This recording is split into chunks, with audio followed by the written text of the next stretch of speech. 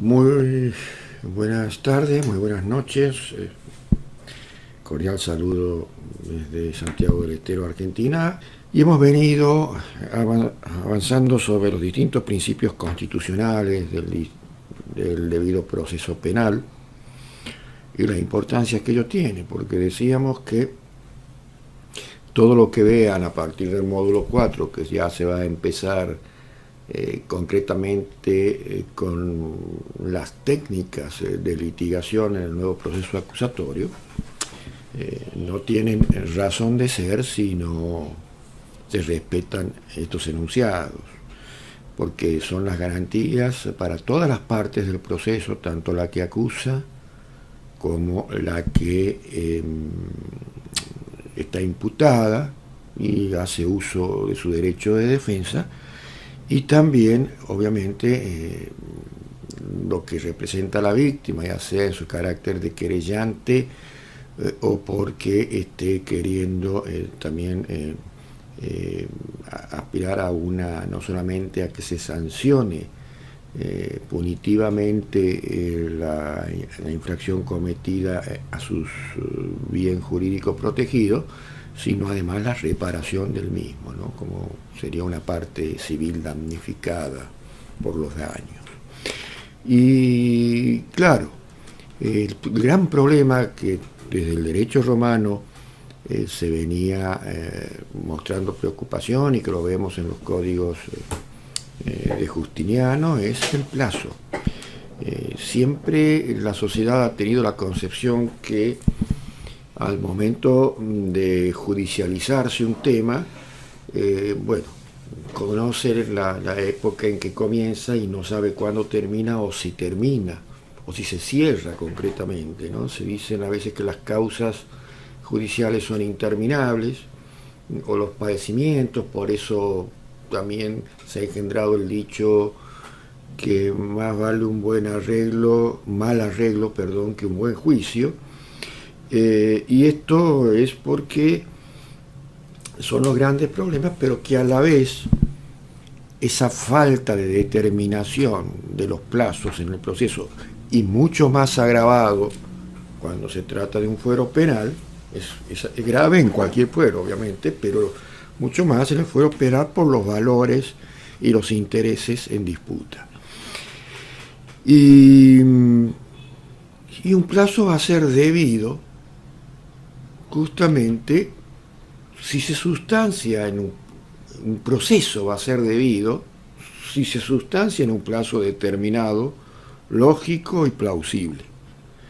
porque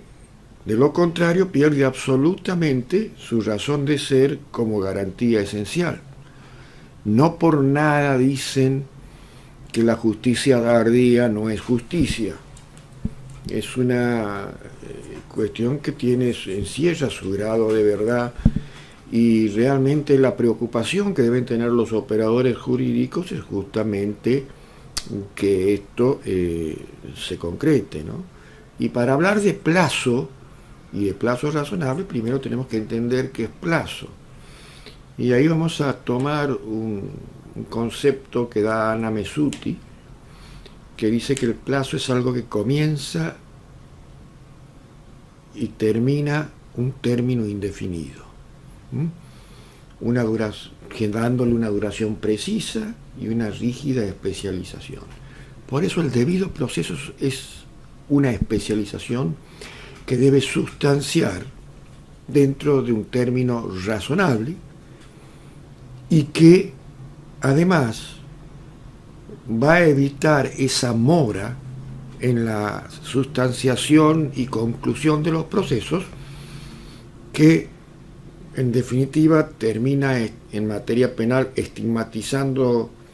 socialmente al que tiene que padecerlo, porque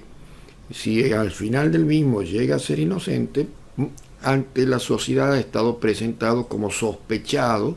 y a veces juzgado fuera de los tribunales como el autor de algo que después puede resultar que no lo sea. Y otra cuestión que también es muy importante es que si no se respetan plazos razonables en los procesos, y especialmente penales, queda herida la imagen de la justicia, o mal llamada justicia, o de los servicios, o de la función servicio-justicia que presta el Estado, para hablar con más propiedad. ¿Y eso por qué? Porque está faltando a la sociedad, porque la víctima también, no solamente el imputado, sino la víctima también quiere una resolución rápida del daño que ha infligido, de la afectación que ha recibido a su bien jurídico protegido, y por lo tanto, obviamente, esto es lo que tiene que tratar el Estado de brindar un servicio adecuado.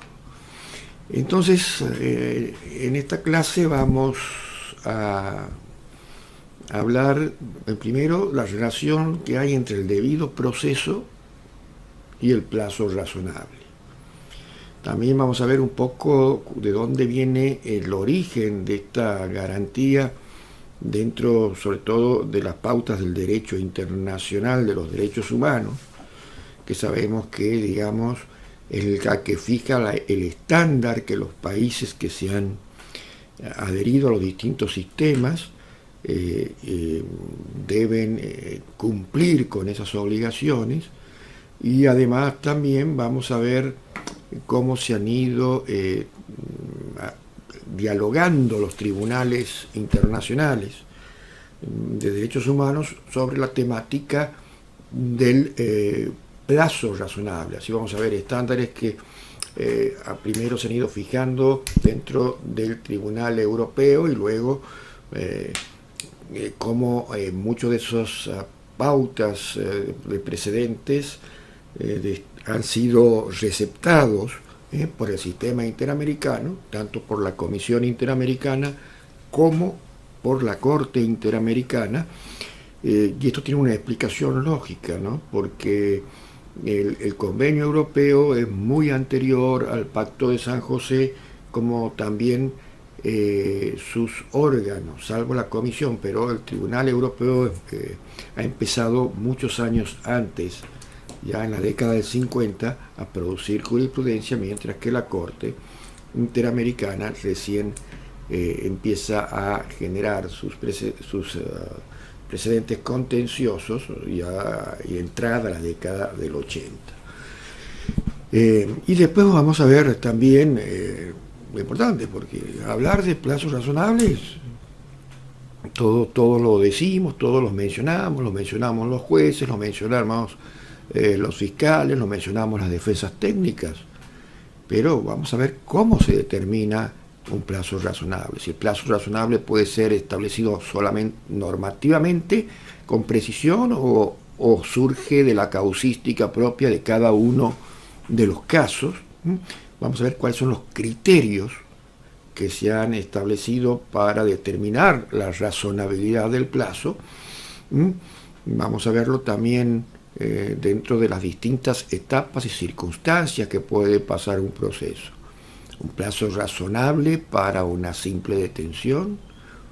hay un plazo razonable para los términos de una medida cautelar como la prisión preventiva, y también obviamente el plazo razonable para el proceso en general. Y se debe tener en cuenta la actividad también, tanto del órgano jurisdiccional como director del proceso, también de las presentaciones que hacen las partes, las demoras que genera el agente fiscal para presentar la investigación, y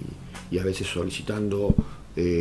prórrogas de plazo, y también la actividad de la defensa, ¿no? Como lo que comúnmente se llama la chicana, para dilatar, digamos, y demorar, sobre todo cuando sabe que su pupilo, su defendido, prácticamente no va a poder demostrar su irresponsabilidad, que no es responsable en el hecho. cuando es consciente que, bueno, hay que buscar otros elementos que puedan entorpecer el normal desarrollo del proceso, que es común que lo hagamos los abogados. También yo sumaría otra cosa, dentro de un plazo razonable, incluso lo tengo dicho en alguna sentencia, cuando se producen las migraciones en los procesos penales, como aquellos países que ya lo han hecho, o provincias aquí en Argentina que ya lo han hecho, y hay otros que no, pero siempre hay un periodo de transición, sobre todo cuando se pasa del periodo mixto inquisitivo al nuevo periodo. Muchas veces la planificación que se realiza se la hace con ese periodo de transición, haciendo entrar por circunscripciones o por determinadas áreas judiciales, a medida de ir progresivamente incorporando nuevos procesos, y en un momento dado un mismo delito que se produce en un país está siendo sometido a un proceso diferente, uno que tiene mucho más garantía, que es el adecuado a los estándares internacionales, como el acusatorio adversarial, cuando se respetan los estándares, mientras que el otro queda en el sistema inquisitivo, en donde se ha demostrado que no cumple con las pautas de la justicia que exigen, digamos, las garantías judiciales de las convenciones internacionales y de las pautas constitucionales en un Estado de derecho constitucional. Entonces, eso rompe en cierto modo el principio de igualdad ante el proceso, porque una persona que comete un mismo delito dentro de un mismo país, pero uno en un área que todavía no ha sido incorporada dentro de estos sistemas progresivos, es juzgado con el viejo sistema inquisitivo, con el juez, y tiene que litigar contra el mismo juez, porque el juez es juez y parte, el juez de instrucción, mientras que en el otro está tramitándose, cometido en la misma época, delito de igual entidad, en el área donde ya ha entrado ese proceso, con otro tipo de sistema, ¿no? Que también, bueno, por eso también, si bien dentro de lo que es el principio de solidaridad constitucional, a veces los intereses personales pueden ceder ante el interés general, y esas pautas, por eso la transición tiene que ser lo más rápida posible, para evitar también que se produzca esa discriminación o afectación a la igualdad de la persona ante el proceso dentro del mismo Estado. Y ahí también entra a jugar lo que es el plazo razonable de transición, le llamaría. Bien, dicho esto, vamos a ver qué dice, por ejemplo, el artículo 8.1 de la Convención Americana sobre Derechos Humanos. Allí, si lo tienen a mano al Pacto de San José, dice que toda persona tiene derecho a ser oída con las debidas garantías y dentro de un plazo razonable. Remarca como una de las primeras garantías el plazo razonable, y después continúa hablando por un juez o tribunal competente, independiente, imparcial, como ya lo hablamos, establecido con anterioridad por la ley. El tribunal tiene que estar anteriormente establecido en la sustanciación de cualquier acusación. Y eso no solamente es para el fuero penal, sino también para la determinación, ya sea para cualquier acusación formulada contra ella en el fuero penal, o para la determinación de sus derechos y obligaciones en el orden civil, laboral, fiscal o de cualquier otro carácter, incluso dentro de la faz administrativa. Y es aplicado a toda órbita estatal en donde se ejerza el poder sancionador del Estado.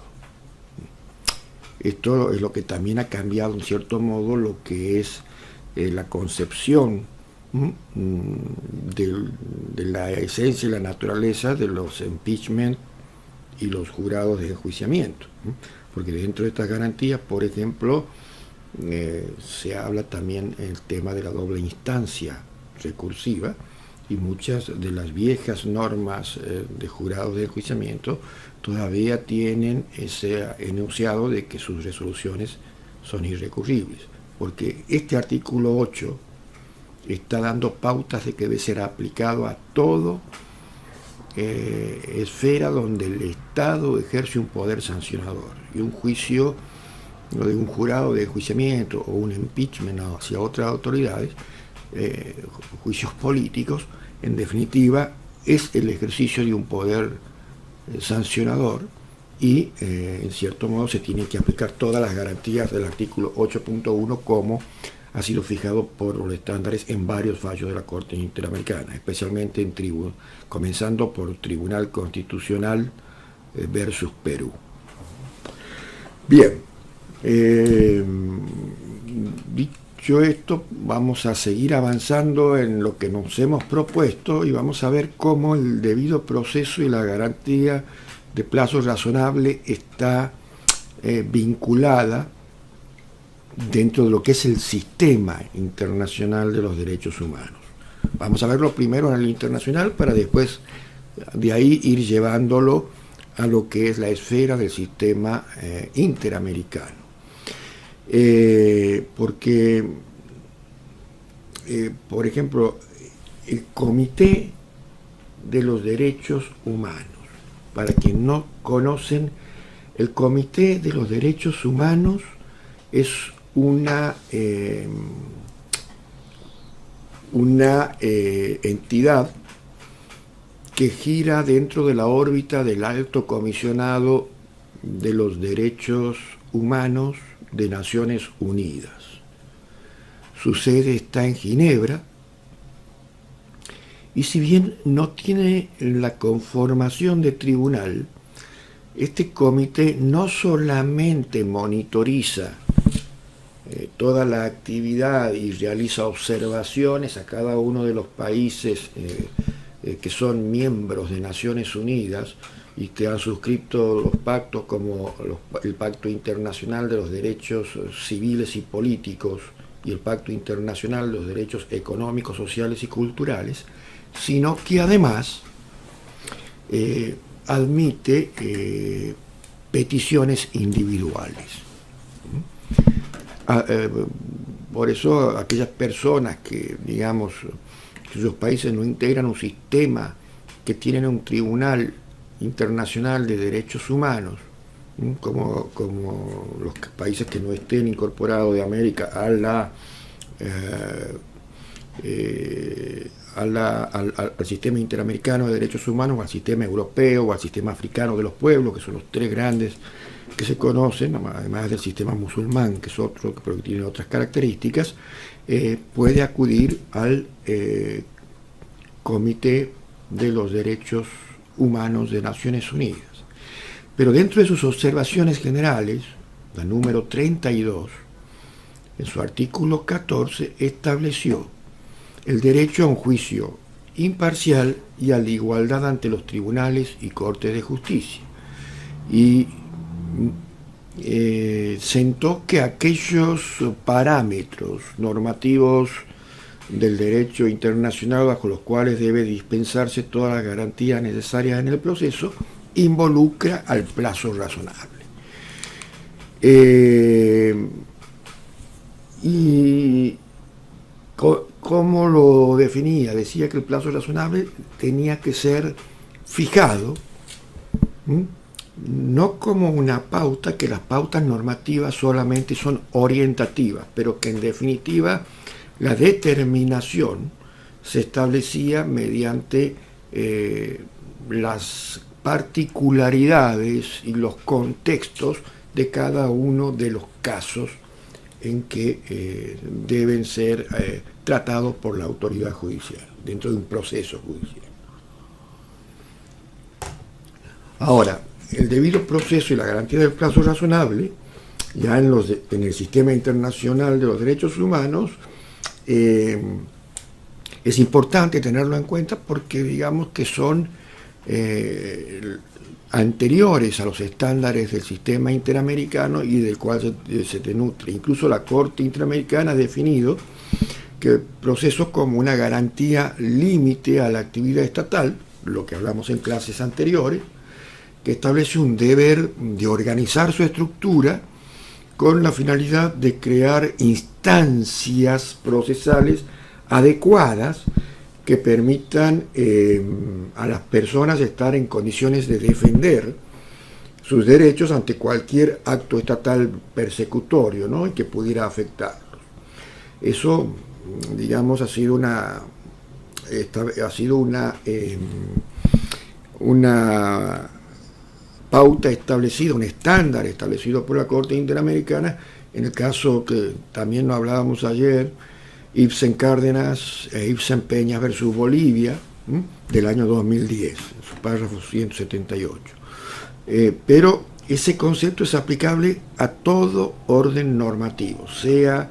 de carácter penal, civil, contencioso administrativo, etcétera, como ya lo había definido el artículo 8.1 de la Convención Americana o Pacto de San José. Ahora, ¿cómo se forma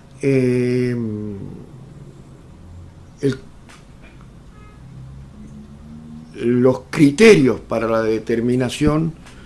de un plazo razonable? O sea, cómo ir desentrañando la forma de medir concretamente en una causa si este plazo es razonable o no. Ya en el año 1968, el Tribunal Europeo de Derechos Humanos del Consejo de Europa, en el caso Wenhoff versus Alemania,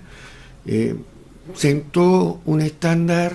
que se conoce como la doctrina de los 7 criterios. Esa doctrina fija 7 pautas, que las vamos a dar rápidamente, en donde la primera se refiere a la duración de la determinación o de la detención misma, ¿no? El plazo razonable se aplica también a lo que es la duración de la detención, que es el intervalo que va desde que la persona es aprehendida o es notificada de su persecución y hasta que esa simple detención puede ser convertida en una prisión preventiva. El segundo criterio apunta justamente a la duración de la prisión preventiva, que va a ser marcada en relación con la naturaleza del delito y la pena señalada que debe esperarse en caso de condena. O sea, ya cuando hablamos de la duración de la prisión preventiva en cuanto a la prisión preventiva, la duración del plazo razonable en cuanto a la prisión preventiva,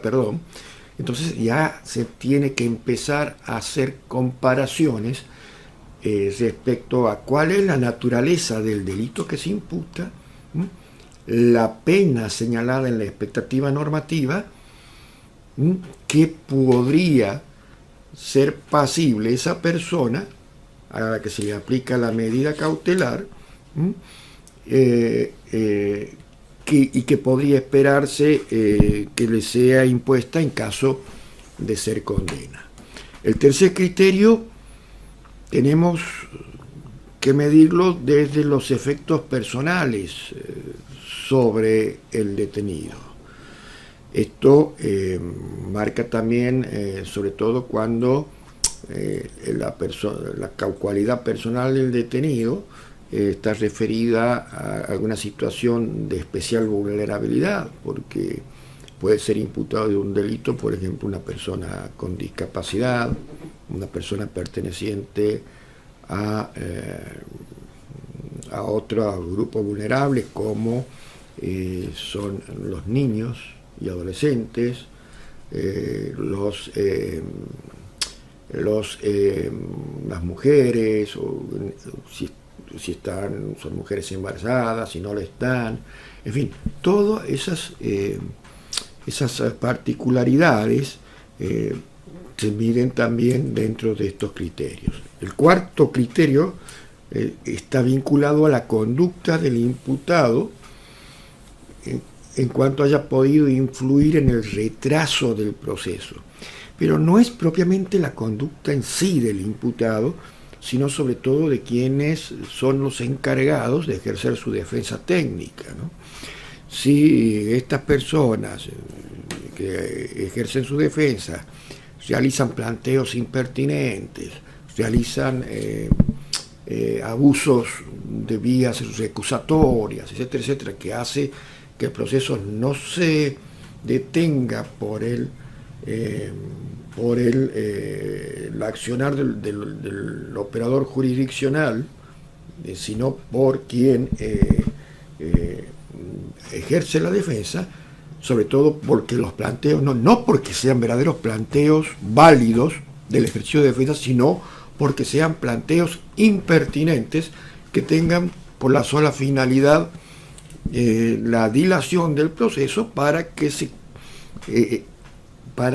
venza esa determinación razonable del plazo. Otra cuestión que también habíamos mencionado en otras clases del módulo es la complejidad o las dificultades en la investigación del caso. Sabemos que no todos los casos son iguales, unos son sencillos, otros son fáciles, otros son difíciles, y también, como dice el maestro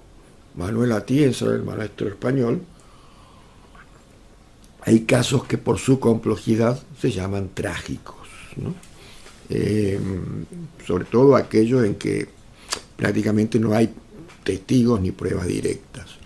Después, el sexto criterio a tener en cuenta es la manera en que la investigación ha sido conducida. Porque puede ser que aquí ya la imputación al desmanejo que genera la prolongación del proceso ya no sea problema de la parte imputada, sino que, bueno, haya sido una investigación deficiente de la parte acusatoria, del Ministerio Fiscal o de los auxiliares policiales o periciales que actúan para reunir las pruebas de cargo y han empezado a dilatar a través de pedidos y a través de demoras en la respuesta o en la incorporación de esos elementos probatorios, y sobre todo también, y a eso está sumado el séptimo criterio, que es la conducta de las autoridades judiciales, cuando como director del proceso el juez no sabe poner un coto tanto a los excesos que comete la defensa como los que puede cometer la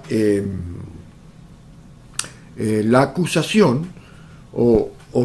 las otras partes que pueden intervenir en el proceso, como los querellantes, y terminan elongando los plazos, concediendo prórrogas excesivas e incluso muchas demoras cuando debe resolver incidencias o determinar resoluciones vinculadas al otorgamiento no de prisiones preventivas, a la admisión de evidencias, etcétera, etcétera.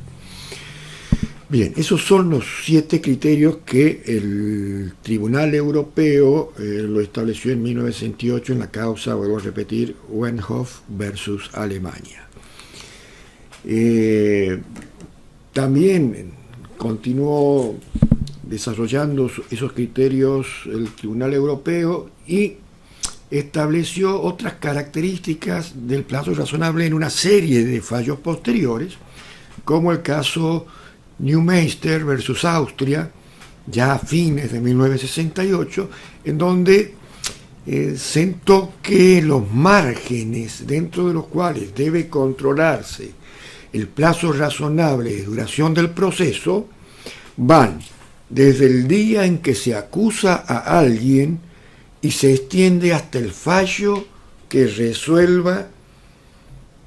el fundamento de la acusación,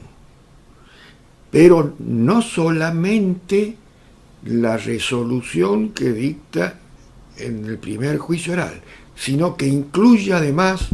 la resolución del tribunal de segunda instancia si la condena ha sido, o la sentencia, porque puede ser absoluta, ha sido recurrida. Otros elementos que ha incorporado el Tribunal Europeo es, por ejemplo, la imposibilidad de traducir el concepto de plazo razonable en un número fijo de días, semanas, meses o años, y en variar la duración, sino que eso va a variar según la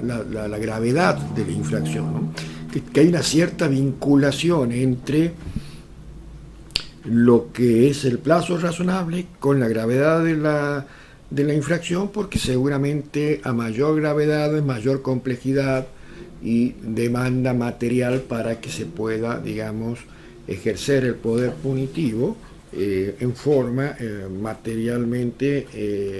dentro de términos posibles. Y esto lo fija ya al año siguiente, en 1969, en un caso conocido como Strackmüller, también versus Austria, ya a fines del año 1969.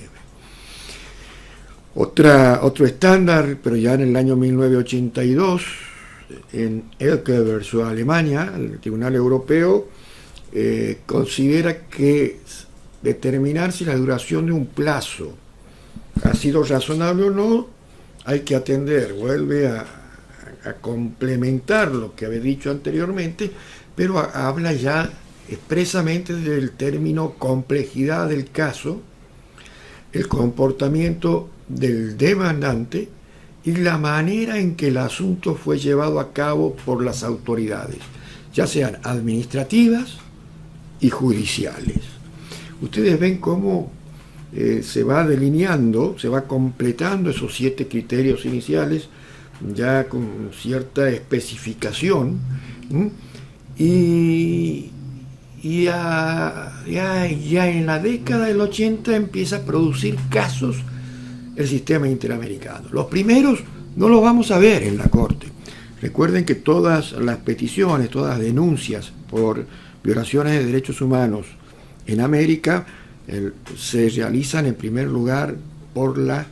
Comisión Interamericana, que es la que va a sustanciar primeramente el caso y va a determinar si el caso se eleva o no a la Corte Interamericana. Y el primer caso que vemos que hace expreso hincapié en la razonabilidad es en el caso Firmenich versus Argentina del año 1989, en el cual la Comisión Interamericana incluye 3 elementos, 3 de los 7 criterios del caso Wenhoff, que hablábamos del Tribunal Europeo de 1968. Los 3 elementos que incluye en el caso Firmenich es la duración de la detención, cuando hablo de duración de la detención es de la simple detención, antes de que se resuelve sobre el control de detención y si se aplica o no la prisión preventiva. La naturaleza de las infracciones que han dado lugar a los procesos en contra del denunciante y las dificultades o problemas judiciales para la instrucción de la causa, como sería la complejidad y eso otro. Pero vemos que solamente habla la Comisión Interamericana en el año 1989 de 3 de los 7 elementos que ya en 1968 había fijado el Tribunal Europeo. En otro caso contra Argentina, también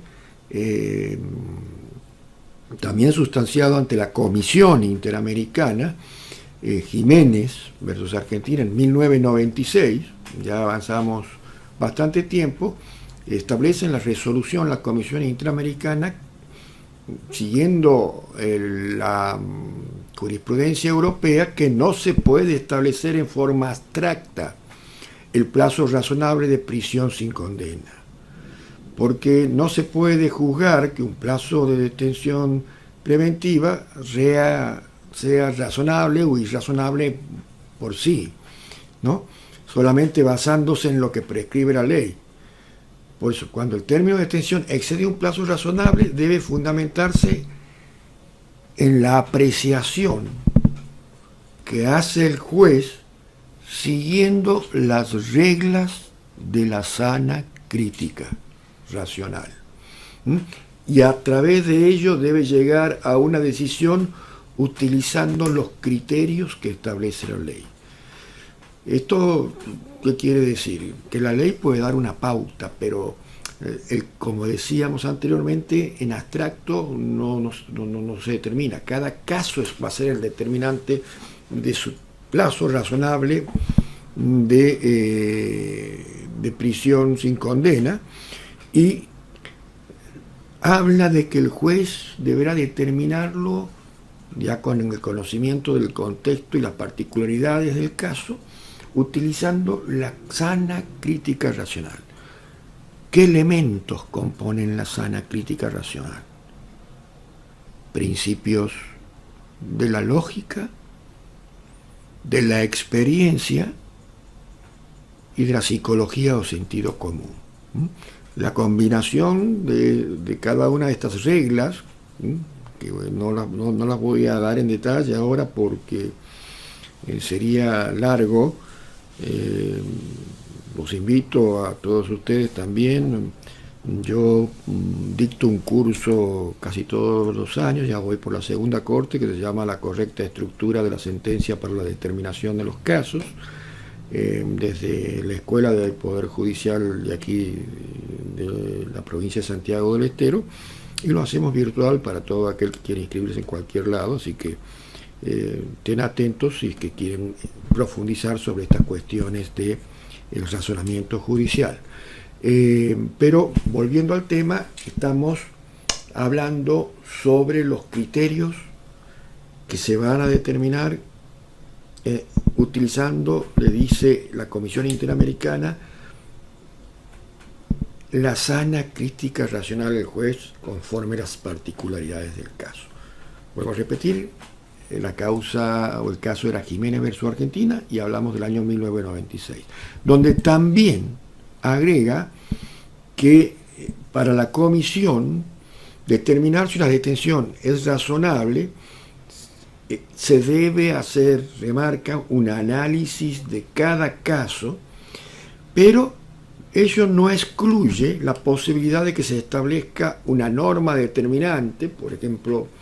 aquí en la Argentina se habla de una norma de 2 años, hasta 2 años, y que si es necesario el juez puede pedir una prórroga por 1 año más, en la cual se establezca un plazo general más allá del cual la determinación sea considerada ilegítima prima facie. Por eso, si es que entonces dice la comisión, si hay una norma que más o menos establece cuál es el plazo relativo a una detención, por ejemplo en la Argentina, vuelvo a decir, es 2 años y con posibilidad de pedir una prórroga más, pero para otros delitos de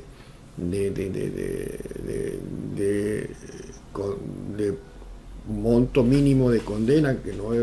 son muy altos, 2 años o 3 puede ser mucho también. Por eso es una determinación prima facie. Pero vencido esos plazos, ya hay una presunción que se está dejando de lado el plazo razonable de proceso y de detención sin condena. Lo que sí, el juez después, si se ha excedido esos plazos, deberá justificar, conforme a esos mecanismos que hemos hablado recién,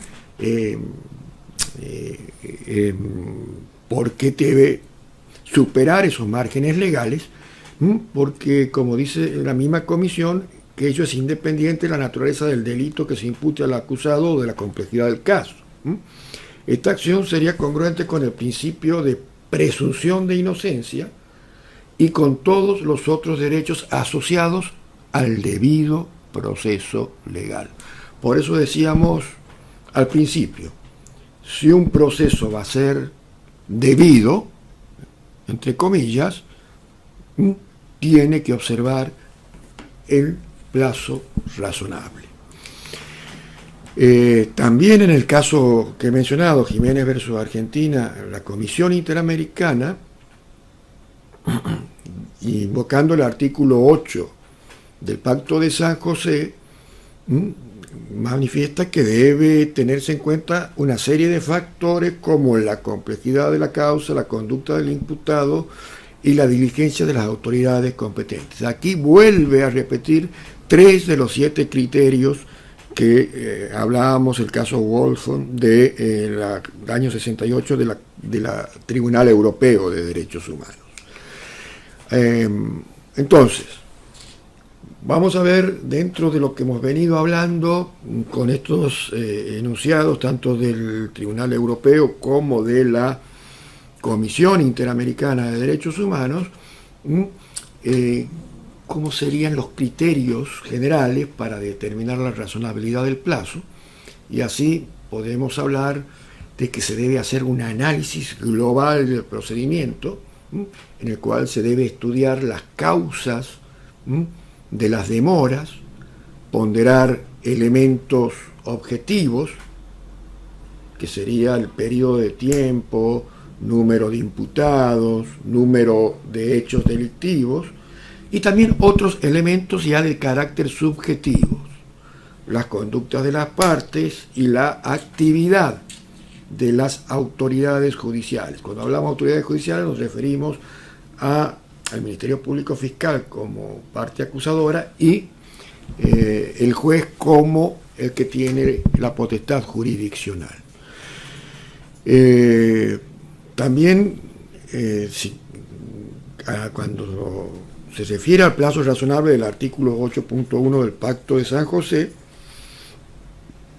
se debe apreciar en relación a la duración total del procedimiento que se desarrolla, como también lo dijo el Tribunal Europeo, desde que la persona es aprendida o notificada del delito hasta que se dicta la sentencia firme y definitiva, entendiéndose que no solamente establece la sentencia de condena, sino además, si hay recurso, la sentencia de apelación. E incluso otros tribunales han entendido, hay algunos fallos aquí de la Corte Suprema Argentina, que incluso también hasta el fallo de la misma Corte Suprema, ¿no?, en algunos de los casos, o tribunales de casación. ¿Desde qué momento se empieza a computar, como lo habíamos dicho? Aquí ya vamos a empezar a hablar de estándares Harlow, porque en el sistema interamericano, porque vamos a empezar a mencionar casos en la cual ha sentenciado la Corte Interamericana. Uno de ellos es justamente, hay muchos colegas de Ecuador, quizás la mayoría del curso, un caso contra Ecuador, el caso Tibi, del año 2004, ¿no?, donde estableció que en los procesos penales, en la primera etapa, la determinación de la garantía del plazo razonable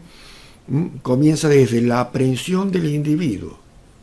y en caso de que no hubiere aprehensión, desde el momento en que la autoridad toma conocimiento del caso, desde la noticia criminis o al noticiamiento del delito, y que el proceso continúa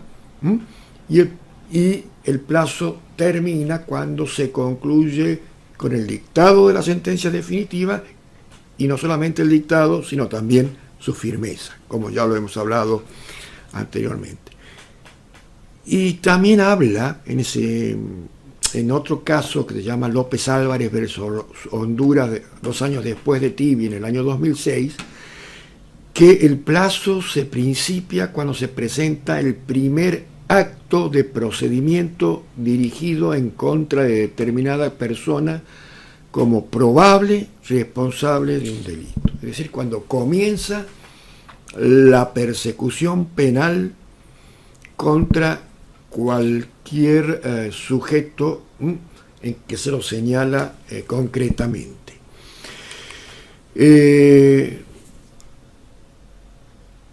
Ahora vamos a ver no desde cuándo se cuentan los plazos, sino cómo ha ido generándose en la jurisprudencia interamericana los criterios sobre la complejidad del caso, que son, digamos,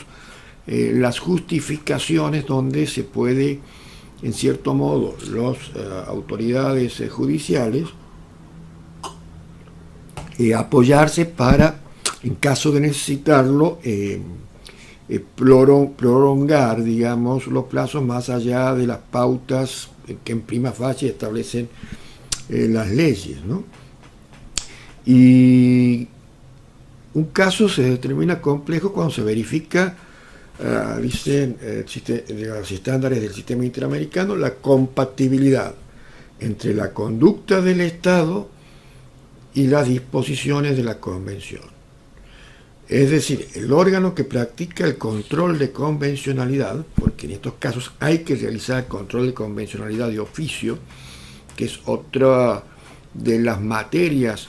que un experto litigante americano debe profundizar, la doctrina del control de convencionalidad, debe explorar las circunstancias tanto de iure y de facto del caso. Y se pueden generar estos supuestos: hechos complejos, sumado a pruebas difíciles, o pruebas costosas o de tardía producción. O sea, producción lleva tiempo en generarla, ya sean pericias químicas que en los lugares donde se juzga no existen y hay que mandarlas a otros centros, incluso a centros internacionales. Otros son, y puede haber hechos claros con problemas de apreciación o calificación de los hechos, y también casos que se establezcan jurisprudencias cambiantes o la legislación sea incierta. Entonces, bueno, el operador ante esa situación debe tratar de mantener el esfuerzo por que su plazo sea razonable, conforme la ponderación y la aplicación de las pautas de la sana crítica, pero a veces son los instrumentos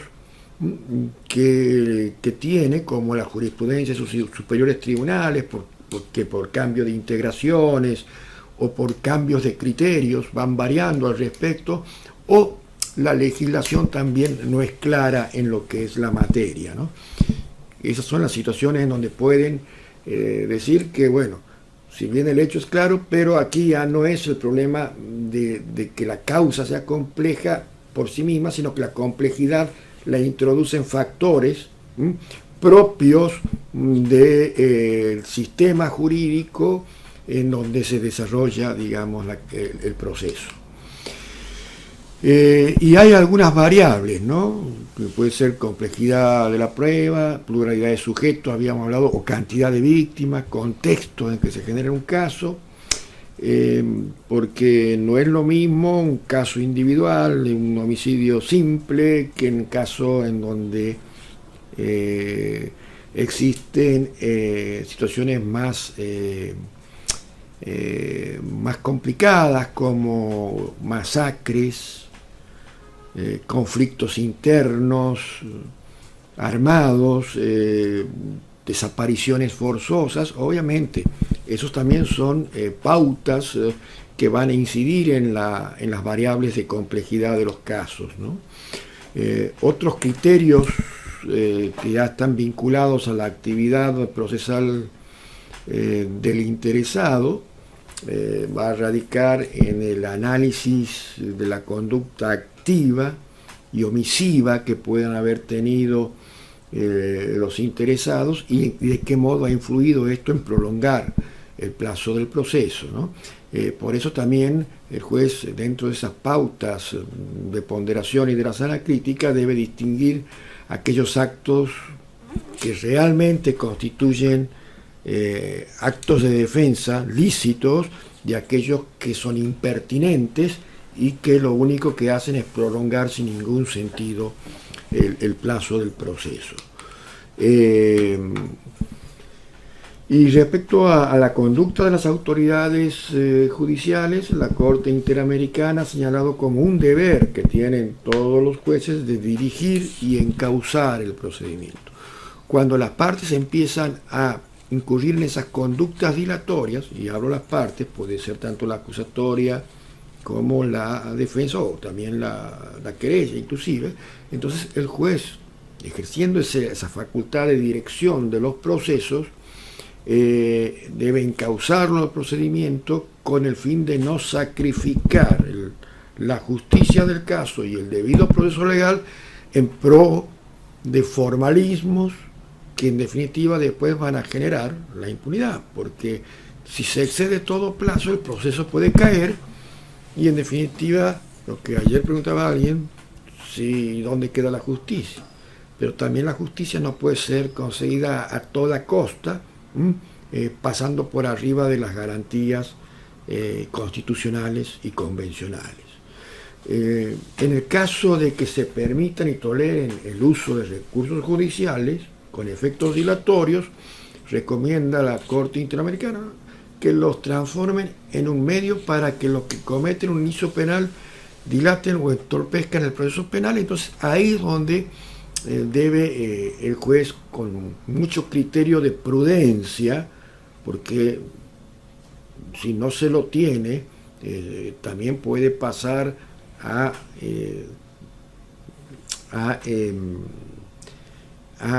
dificultar y a afectar lo que es el principio de defensa en juicio, que es un principio sagrado. Por eso tiene que ser muy prudente y tener muy en claro y justificar con buenas razones cuando va a declarar la impertinencia, ya sea de un recurso, de algún planteo o de alguna acción de defensa que pueda considerar dilatoria, o de la acusación también, ¿no?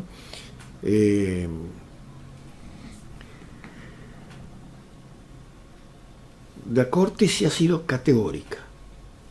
que no es excusa como fundamento para no cumplir con los plazos razonables, invocar insuficiencia de elementos en los tribunales o demasiada carga de trabajo. Si algún plazo razonable en alguno de los países ha sido sensiblemente excedido y la parte acude al sistema interamericano, cuando es notificado el Estado de la petición y denuncia que se le ha hecho, y va con argumentos de que, bueno, de que había poco personal, de que había pocos juzgados y muchos casos, carga de trabajo, directamente son excusas que no se tienen en cuenta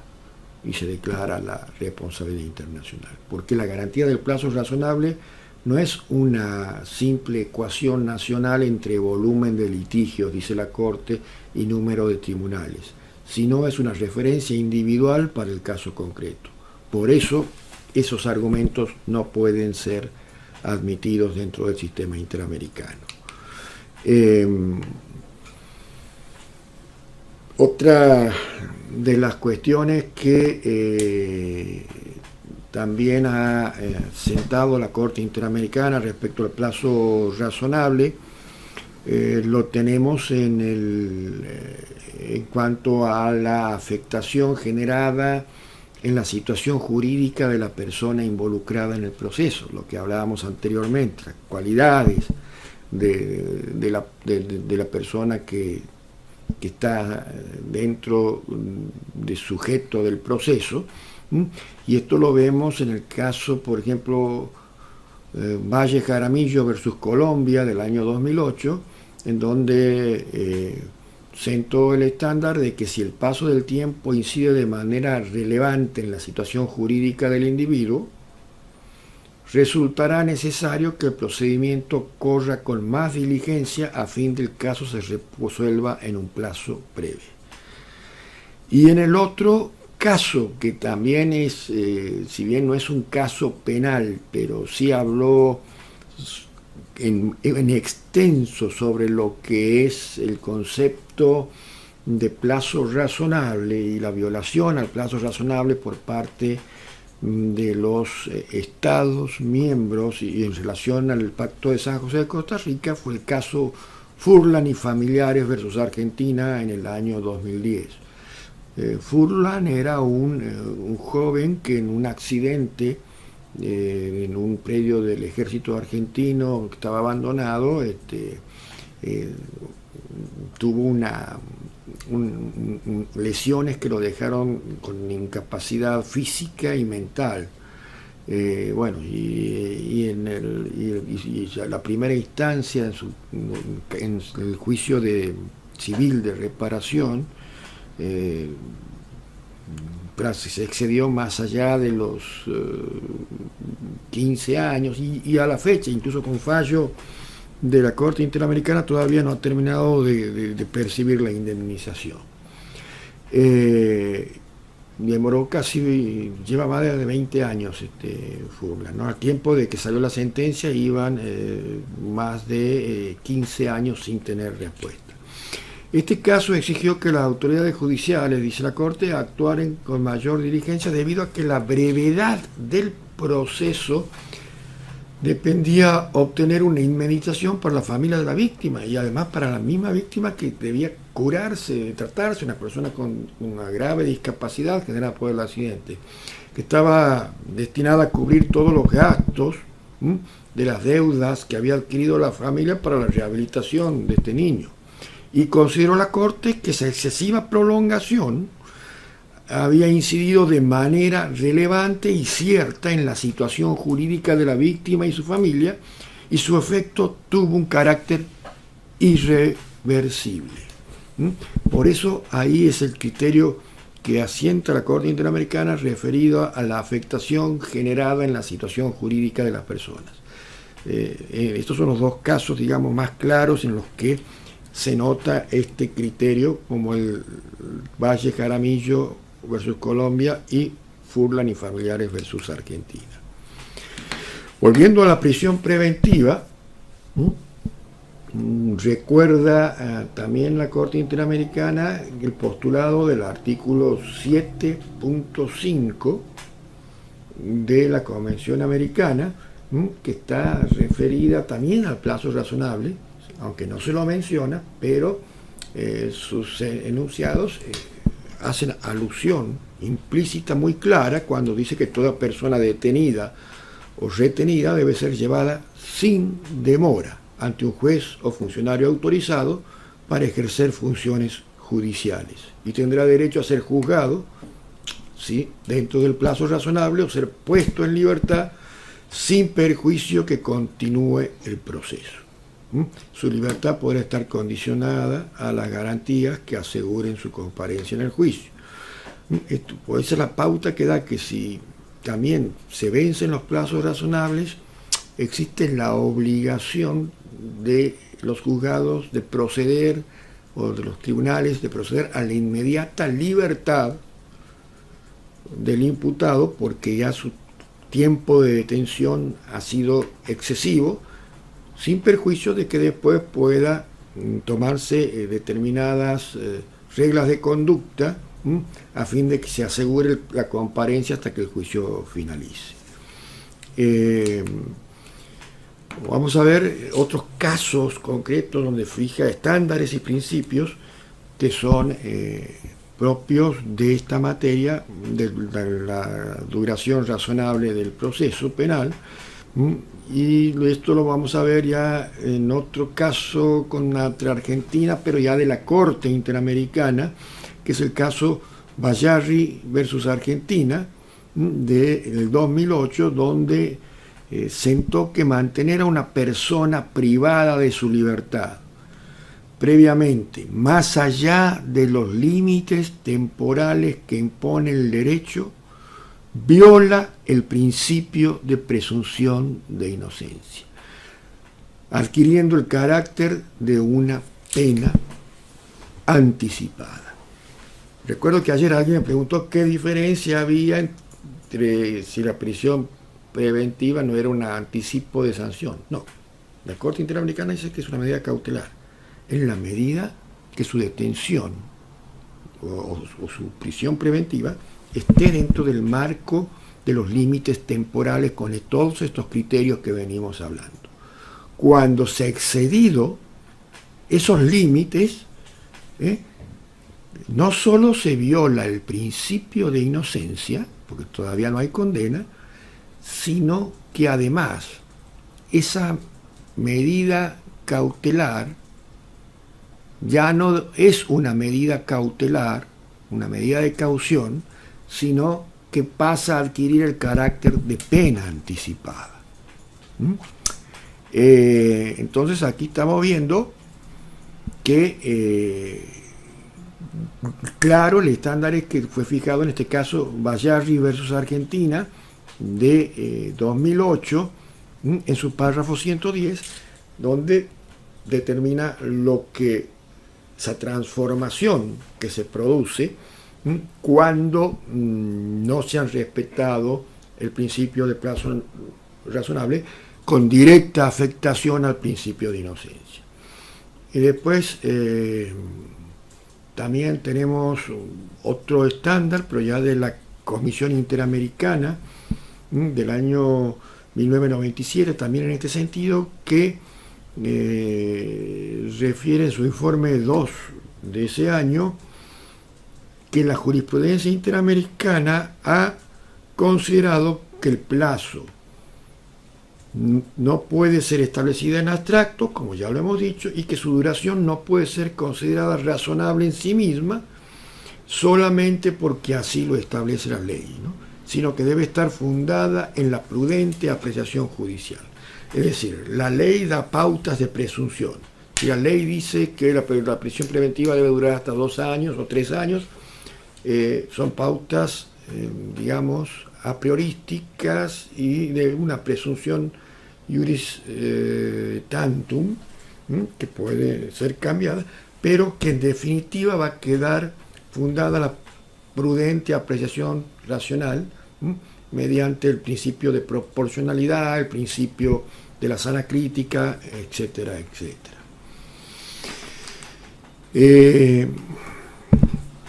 También hay otros informes de la comisión, que el mismo que habíamos mencionado, el número 2 del año 97,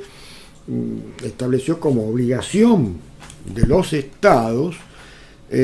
probar de manera objetiva e informada la necesidad que justifica la aplicación de la prisión. O sea, toda prisión no puede ser puesta en forma automática, oficiosa o tipo cláusula gatillo, sino que se debe, toda prisión sin condena, me refiero, sino que se debe justificar el porqué de una prisión preventiva, por ejemplo. Y en aquellos casos que considere que son motivos suficientes y relevantes, garantizar la debida diligencia en la sustanciación del procedimiento, alusión directa al plazo razonable, con la finalidad de que la duración no sea, lo contrario, irrazonable, ¿no? Esto un poco genera lo que se llama el principio de provisionalidad, traducido como una necesidad de controlar que todos los presupuestos de la prisión, que aún subsisten, sean siempre en un marco de temporalidad, porque no es condena, sino tiene esa característica de medida cautelar. Si no, como decía la Corte Interamericana, se excede, se convierte ya no en medida cautelar, sino en un anticipo prácticamente de sanción de condena, sin estar condenado, lo que es muy grave. Bien.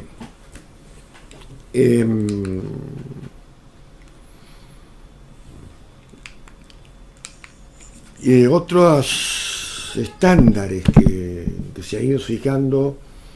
en la Comisión Interamericana es, como por ejemplo, que todas las etapas del proceso están regidas por el plazo razonable, porque su objetivo va a ser proteger al acusado a lo que es su estándar de presunción de inocencia,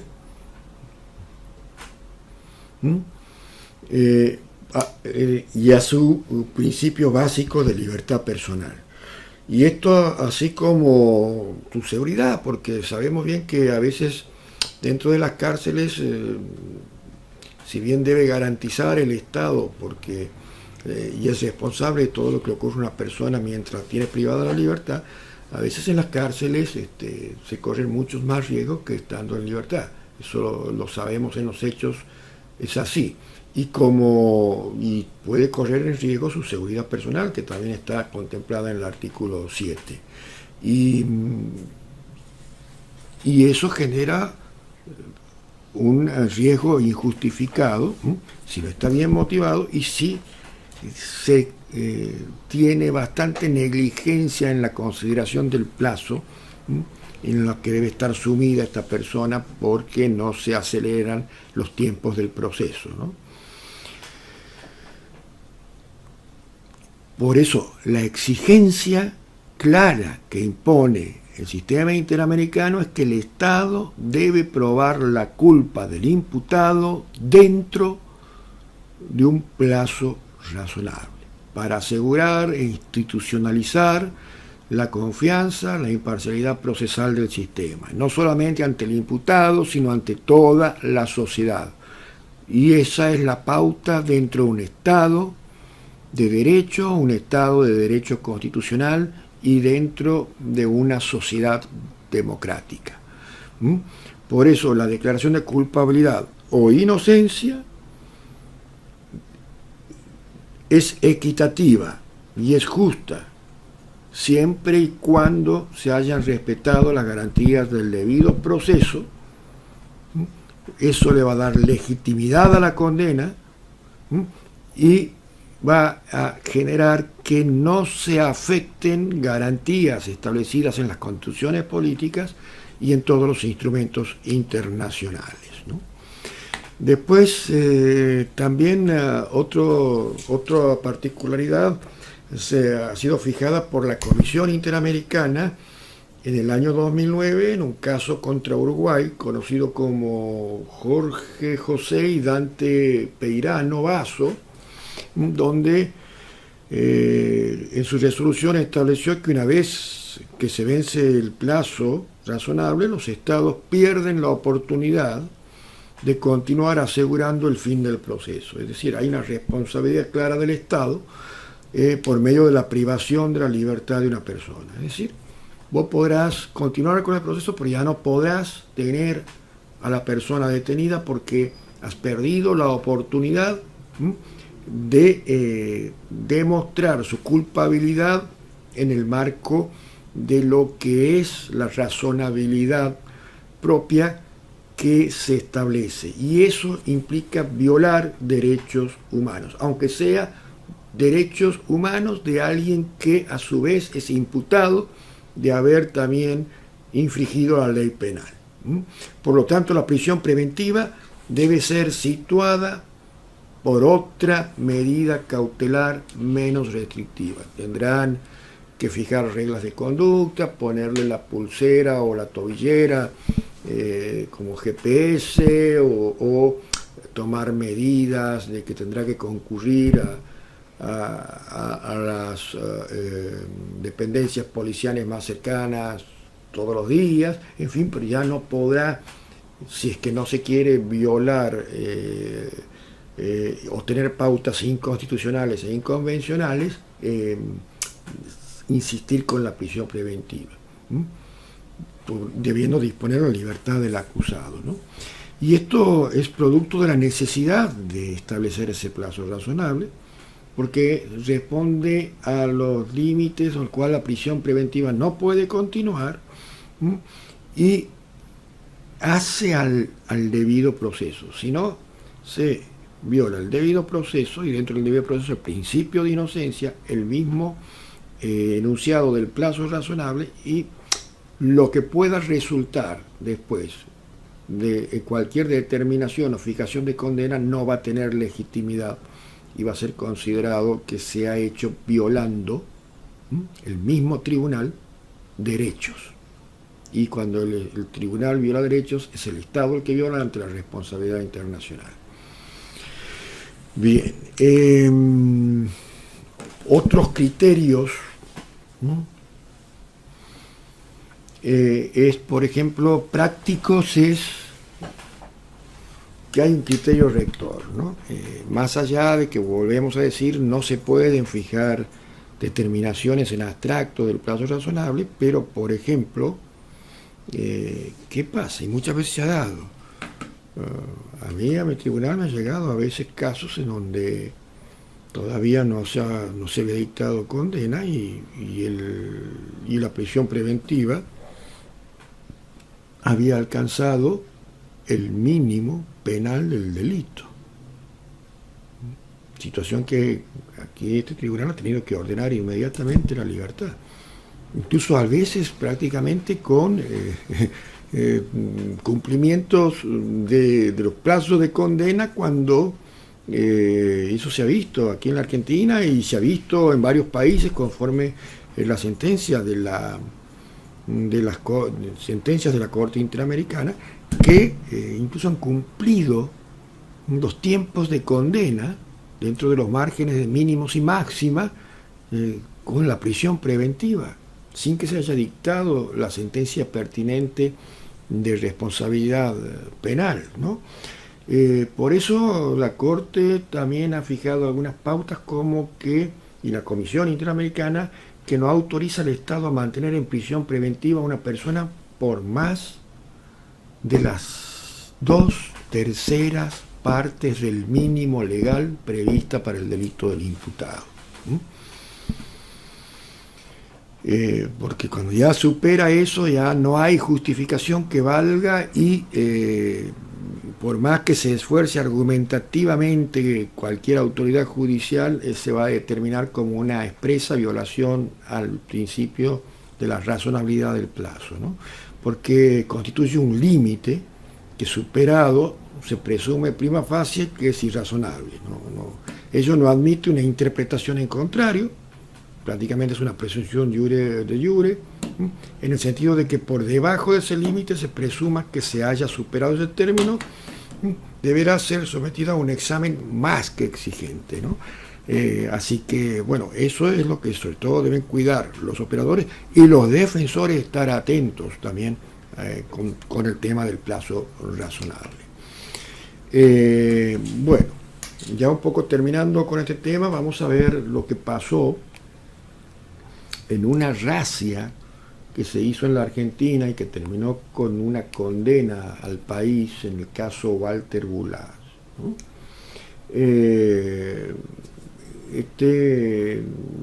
Esto ocurrió en el año 91. La Policía Federal Argentina, en la ciudad de Buenos Aires, una razzia dentro de un club donde se llevaba a cabo el recital de un grupo de rock muy conocido aquí en la Argentina, y en esa razzia detuvieron a más de 80 personas, la mayoría jóvenes y adolescentes, y entre los detenidos se encontraba este joven Walter David Bulacio, contaba en esa época con 17 años de edad, y fue llevado a una de las comisarías, aquí se llama comisarías, que son como destacamentos policiales allí de Buenos Aires, ¿no? Allí en la comisaría fue golpeado por los agentes policiales. Después los detenidos fueron liberados progresivamente sin que se abriera causas, porque simplemente han sido unas cuestiones de tipo correccionales, y nunca se supo los motivos por los cuales fueron detenidos y llevados, y estuvieron bajo condiciones de detención inadecuadas, donde fueron sometidos a premios ilegales. Y Walter Bulacio, después de 5 días, fallece como consecuencia de las golpizas y malas condiciones de su detención. Después de allí acontece una serie de declaraciones de incompetencia de los juzgados cuando la familia denuncia la muerte de este niño, joven, adolescente. Entonces, ¿por qué? Porque empezaron a considerarse incompetentes, ningún juzgado quería tomar la causa, los juzgados penales, criminales de allí, de la ciudad de Buenos Aires, y esto generó una dilación, y que durante 7 meses se tomaron aproximadamente 200 declaraciones y se mantuvo el secreto de sumario 7 meses, ¿no? Entre 1991, que se inició la causa, a 2006, saquen cuentas, 15 años, la defensa del comisario que había sido señalado como el autor de estas golpizas, de apellido Espósito, interpuso más de 40 acciones judiciales tendientes a dilatar el proceso. Nulidades, sobreseimientos, recusaciones, todo lo que fue una batería de medidas, el 90% impertinente. La fiscal de la investigación solicitó el abandono de la defensa en el año 2006 por las acciones de dilación indebida que había sido ejercida, y la jueza, que había permitido toda esta dilación, 16 años de instrucción, 15 años de instrucción, fue obviamente objeto de denuncias ante el Consejo de la Magistratura, ¿no? Porque como director del proceso no debería haber permitido estas cuestiones. Bueno, esto es un poco para tener una idea general de lo que es el principio de plazo razonable en lo que es la esfera del sistema interamericano sobre derechos humanos. Hemos visto toda la evolución desde el sistema europeo, cómo ha ido transfiriéndose a la jurisprudencia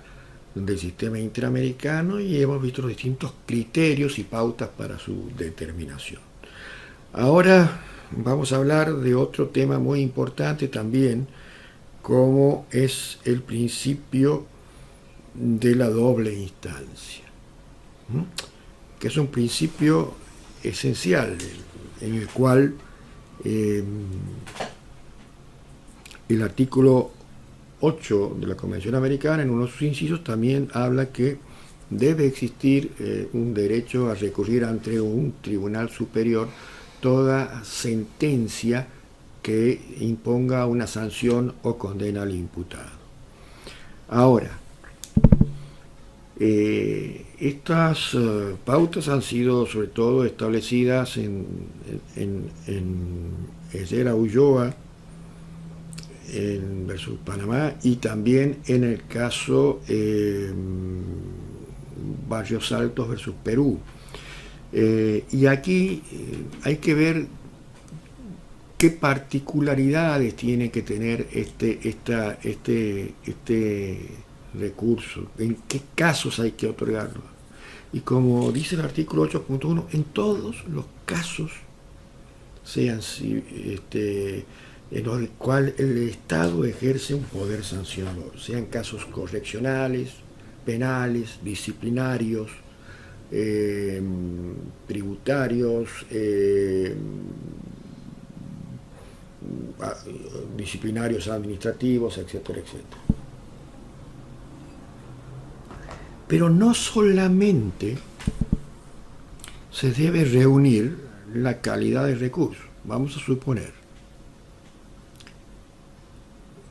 el juicio oral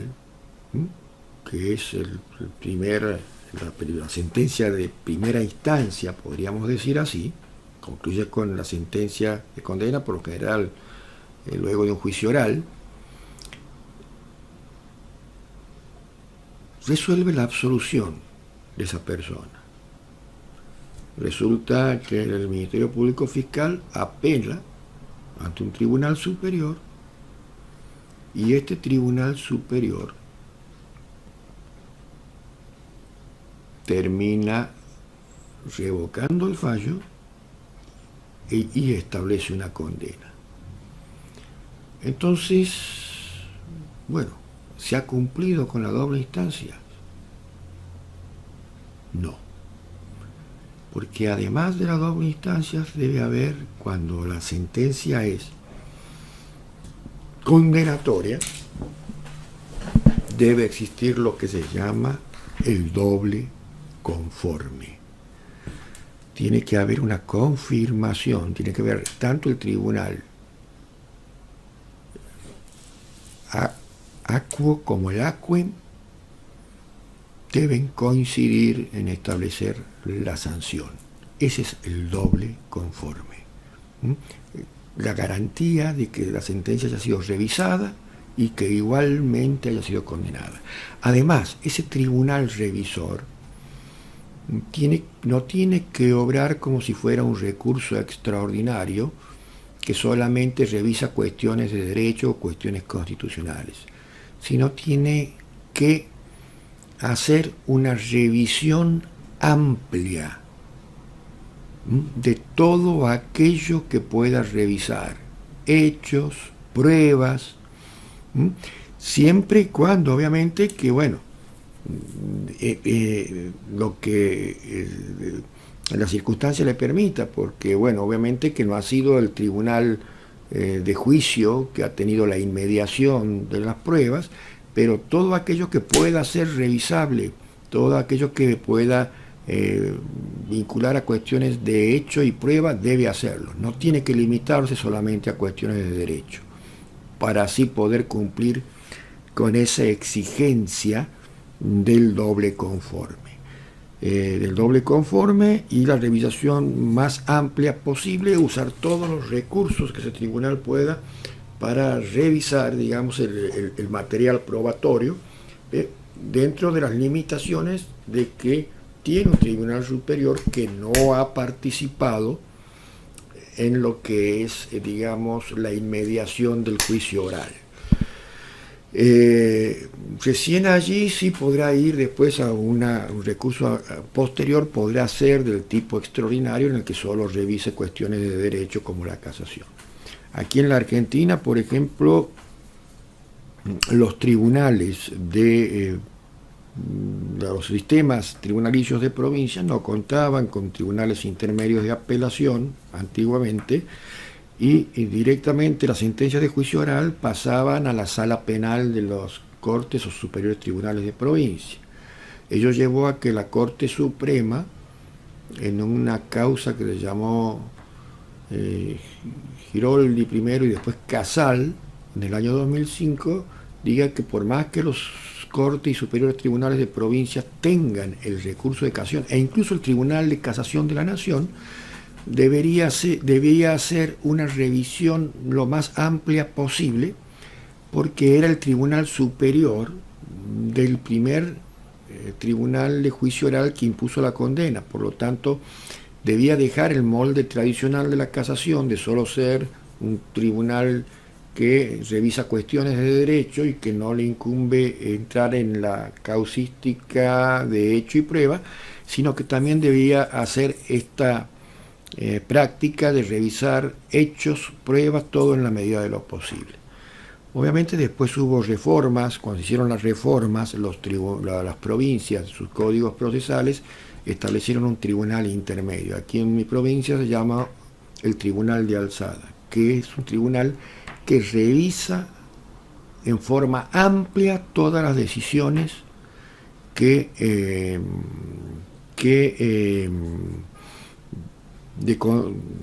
toma el tribunal de juicio, los tribunales de juicio oral. Y bueno, y después de que se que se expide el tribunal de alzada, obviamente pueden acudir en casación, pero ya la casación aquí ha recuperado, digamos, su molde tradicional, que es un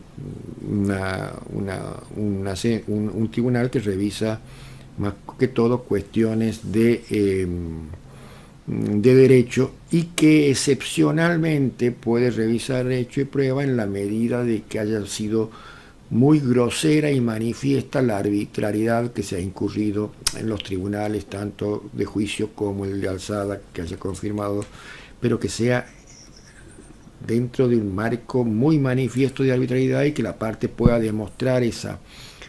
total falta de logicidad, de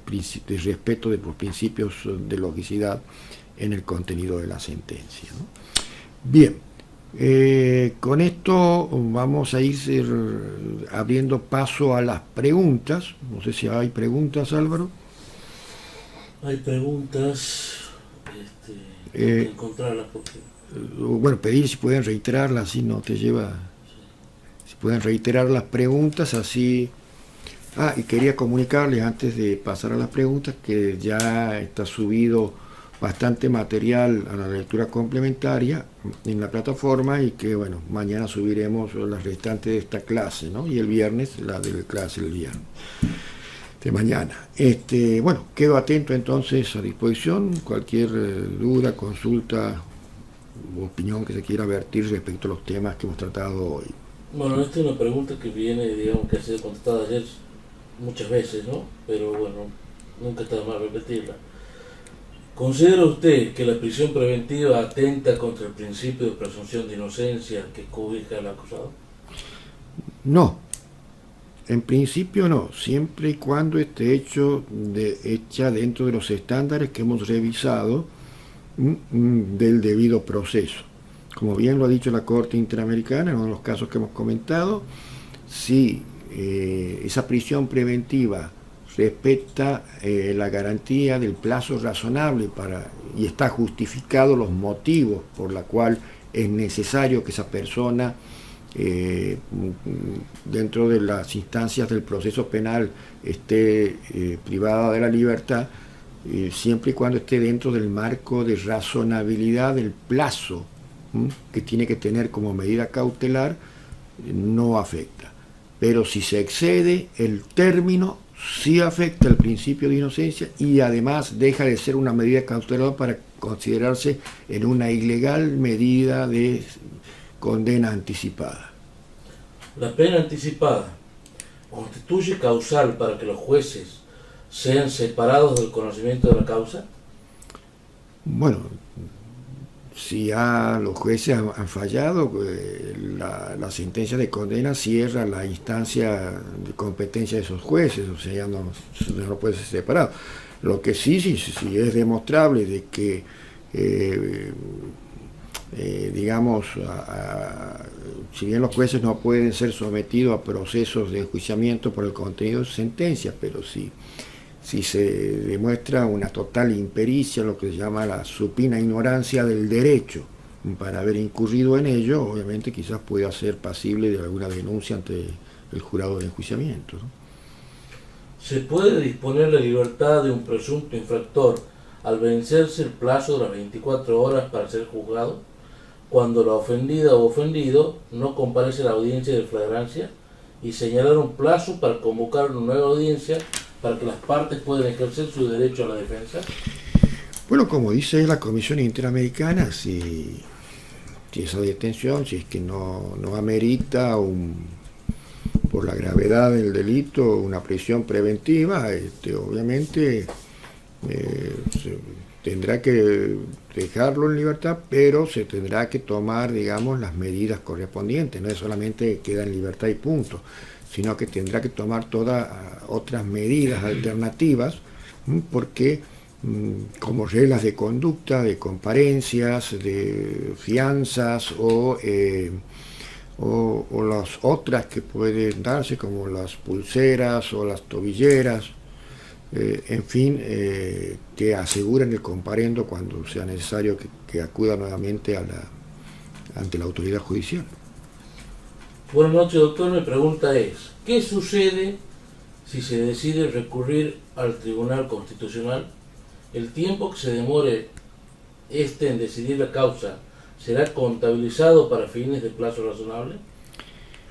Por lo general, ¿no? Como dice allí el artículo 8 si hay un doble conforme, en la condena, por más que pueda ser objeto a la decisión de la última palabra dentro de lo que es un país, un tribunal constitucional o una Corte Suprema, como en el caso de Argentina, bueno, yo creo que ya no habiendo dos tribunales que se han confirmado, digamos, la condena, ya se cumple con ese estándar de la doble instancia que pide el artículo 8 allí ya hay una condena que, si bien no está firme, está confirmada por dos tribunales. Pero ha habido tribunales, algunos fallos aquí en la Argentina, la Corte Suprema incluso ha dado a entender como que incluso podría considerarse como en lo que no se encuentra cerrada los tiempos de proceso hasta que no se expiden las instancias extraordinarias. O sea, en principio la Corte Interamericana no se ha expedido. La Corte se ha expedido sobre que tiene que haber dos tribunales, un tribunal superior que revise la sentencia del tribunal de juicio y que haya, digamos, correspondencia entre ellos, o sea, se confirme lo decidido por el tribunal de juicio, el doble conforme. Como que a partir de allí ya deja de regir lo que es la preocupación del plazo razonable. Obviamente que los tribunales de instancia extraordinaria deberían también, en cierto modo, resolver en definitiva la situación procesal de la persona, ¿no? Para que ya no quede duda, pero en principio, estando dado el doble conforme, creo que ya no corre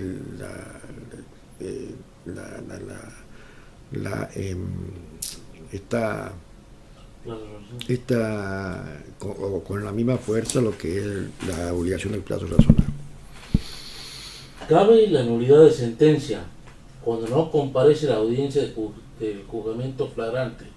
el perito que realizó la experticia médica legal en la persona de la ofendida, ya que éste se encuentra gozando de su derecho al descanso, partiendo de que esta es prueba fundamental para probar materialidad? No, yo entiendo que no, porque si no, prácticamente facilitarían los caminos de impunidad.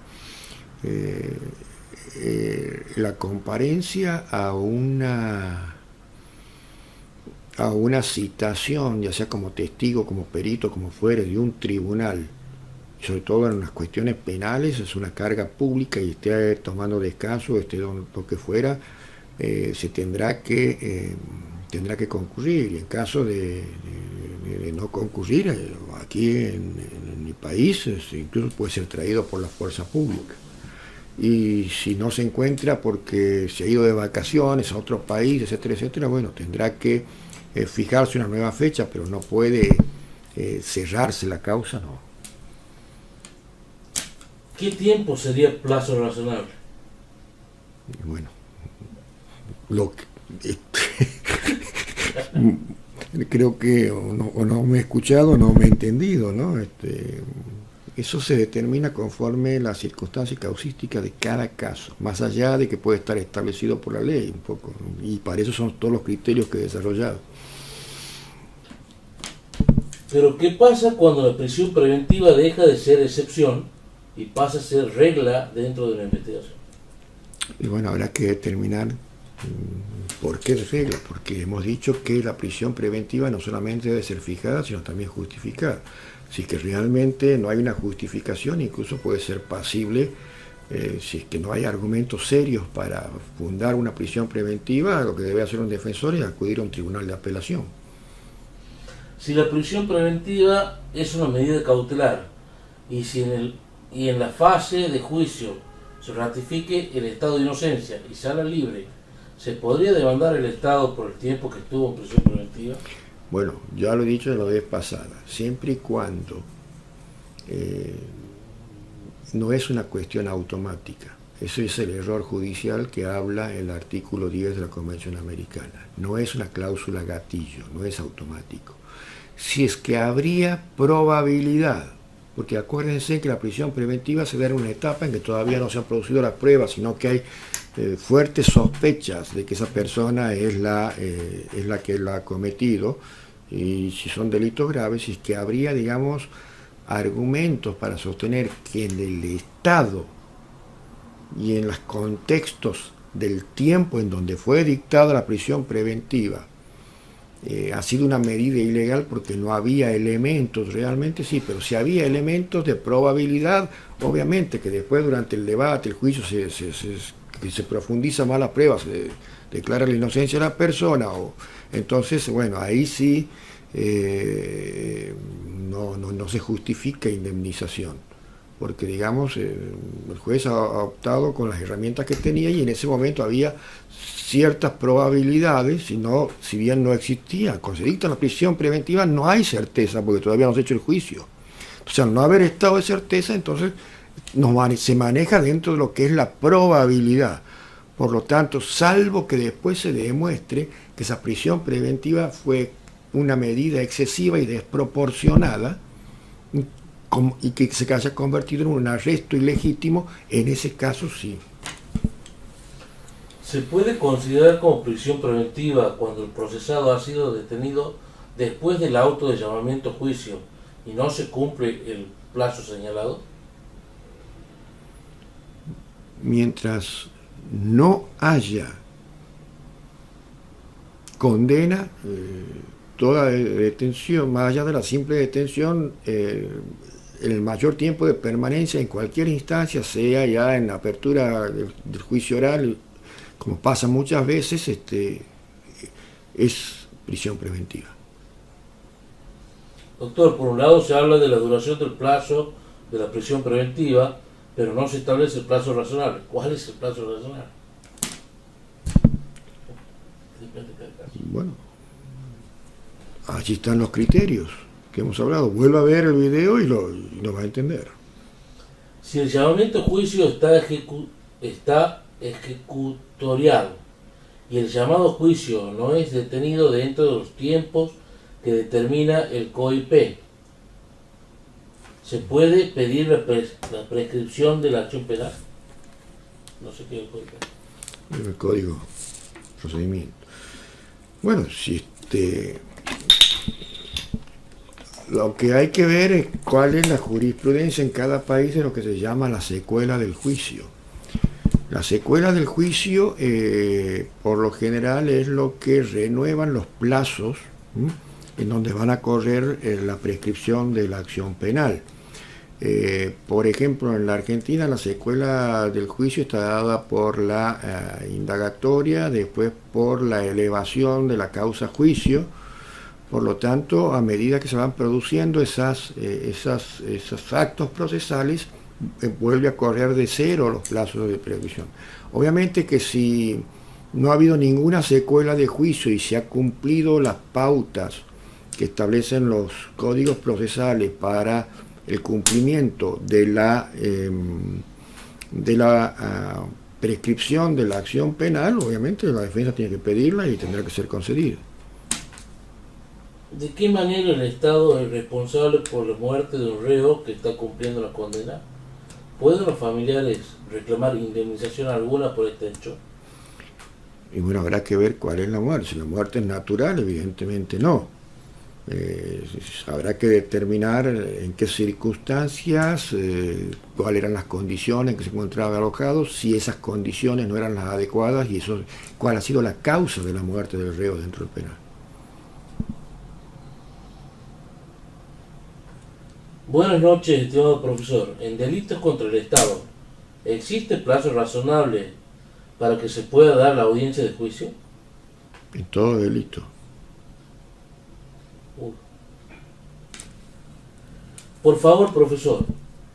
su ayuda con recomendaciones y pautas para poder obtener la prisión preventiva en caso de delitos de robo de bienes públicos en flagrancia y delitos contra una empresa pública. Bueno, miren, eso hay que ver, yo no puedo darles en abstracto, hay que ver todo, y sobre todo cuando hablamos de derechos humanos, y la materia penal es derecho humano puro, hay que ver la causística de cada caso en particular. Yo puedo darles pautas para que ustedes vean cómo aplicar estos estándares y estos enunciados, pero yo no puedo determinar, obviamente, si el delito es contra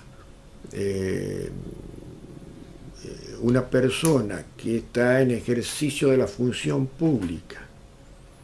y ha sido jefe o es jefe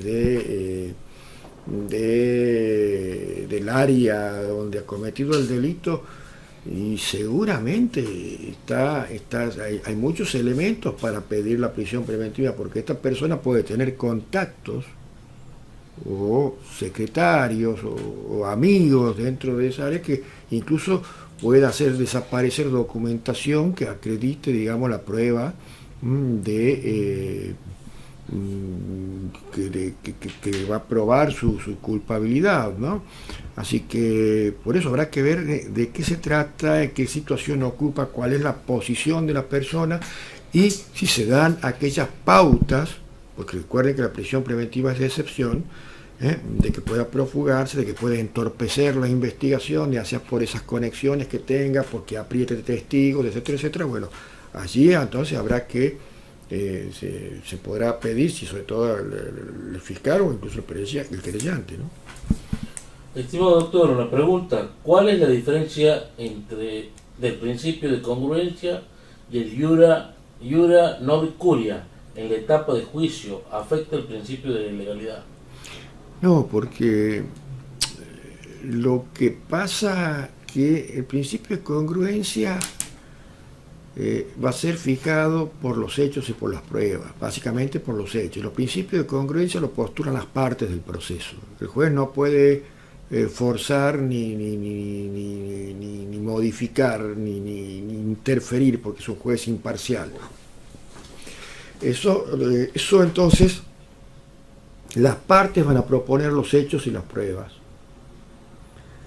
El iura nobis curia quiere decir que el juez sabe de derecho y que el juez puede, hablo no solamente en materia penal, en general, sobre todo, que el juez puede aplicar un elemento normativo que no es ninguno de los que han pedido las partes, pero sin salir del marco del contexto fijado por los hechos que han traído las partes, ni las pruebas que han ofrecido las partes. Ahora, en materia penal está el tema de si el que puede modificar, digamos, la calificativa al momento de abrirse el juicio, que modificar la calificativa en cuanto a la tipología, puede ser el Ministerio Público Fiscal, porque ahora sí, en materia penal es más complicado el iura nobis curia, porque el titular de la acción penal es el fiscal. Por lo tanto, es el que acusa y él debe determinar por qué acusa. Entonces, si el juez modifica, en cierto modo estaría si modifica agravando, digamos, estaría afectando el derecho del imputado, porque va más allá incluso de lo que el persecutor o el fiscal lo pide. Pero sí puede el juez, sin modificar los hechos, establecer un tipo menor. Por ejemplo, si lo acusan por un delito calificado, pueda determinar que no es un delito calificado, sino que es un delito preterintencional, porque no ha existido la figura del dolo directo, sino que quizás lo que había querido con un golpe era producir una lesión, pero como el golpe al caer, que no dio con algún elemento contundente en el suelo, que no lo había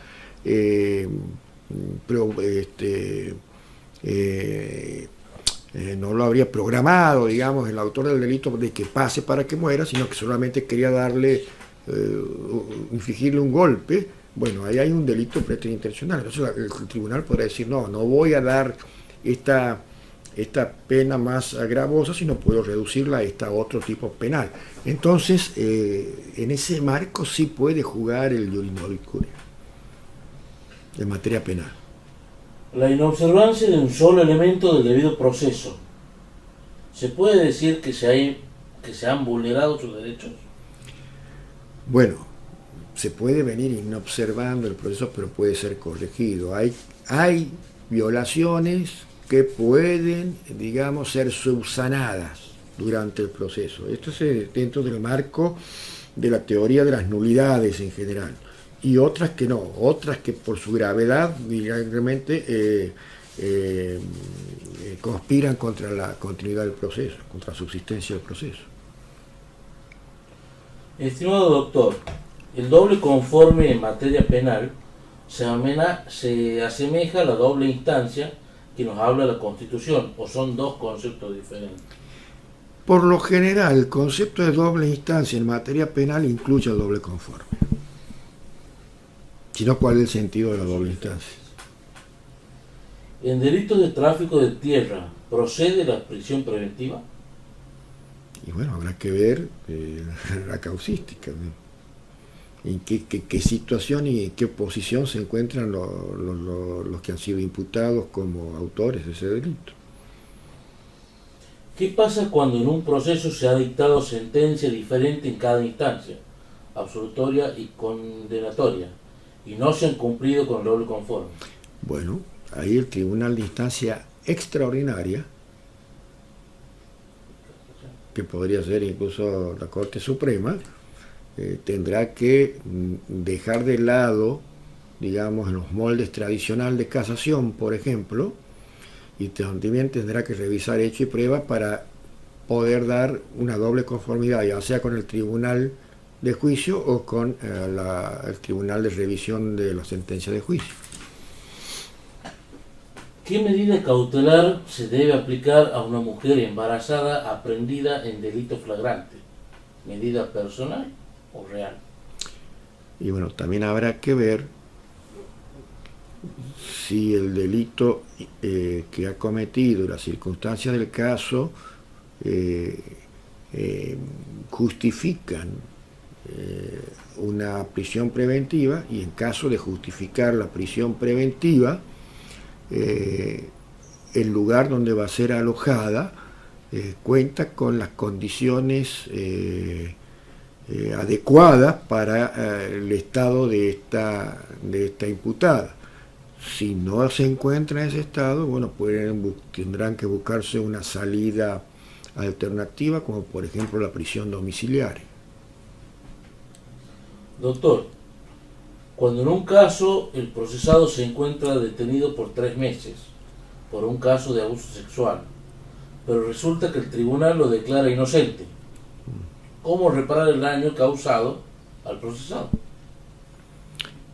Bueno, a mí me vale la pregunta, si es que al momento en que fue dictada la medida cautelar había probabilidad de que podía ser justificada su detención, no hay separación, pero si realmente ha sido una medida excesiva dentro de del test de proporcionalidad, bueno, ahí se convertiría en un arresto,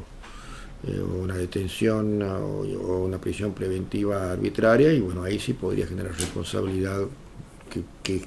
que autorice la reparación posterior por error judicial. Doctor, buenas tardes. ¿Cuáles cree usted que son los excesos que utilizan las partes procesales para dilatar los procesos y que por lo tanto el plazo razonable queda a un lado? Bueno, ahí hemos visto lo que pasó en el caso Bulacio, en la parte final de la exposición, de plazos razonables, ¿no? El abuso de recursos, el abuso de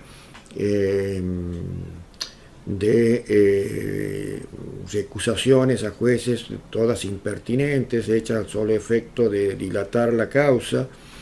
o los planteos nulitivos sin ningún tipo de sustento, que el Ministerio Público Fiscal sea negligente en acercar las pruebas de cargo y cada tanto pida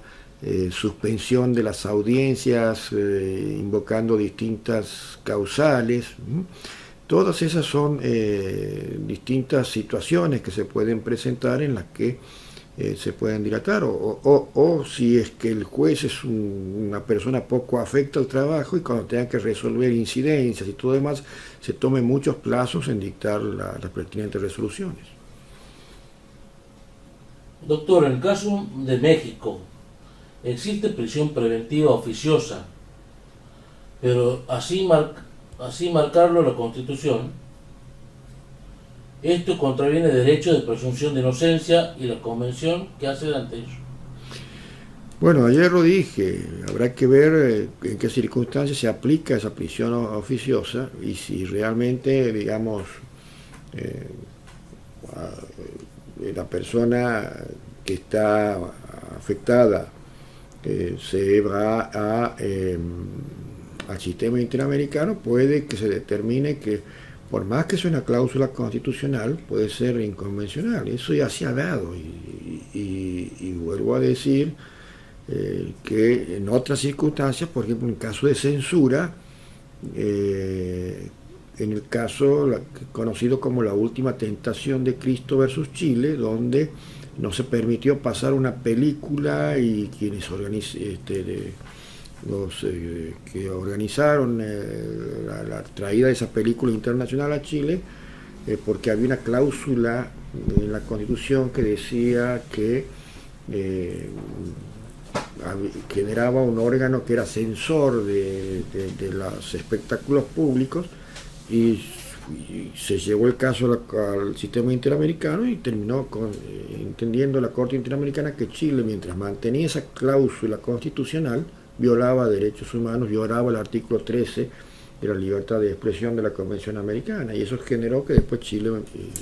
modifique su constitución. Bueno, esa ha sido la última pregunta, siendo ya las 9:50 horas, ¿no? Bueno, le agradezco el acompañamiento.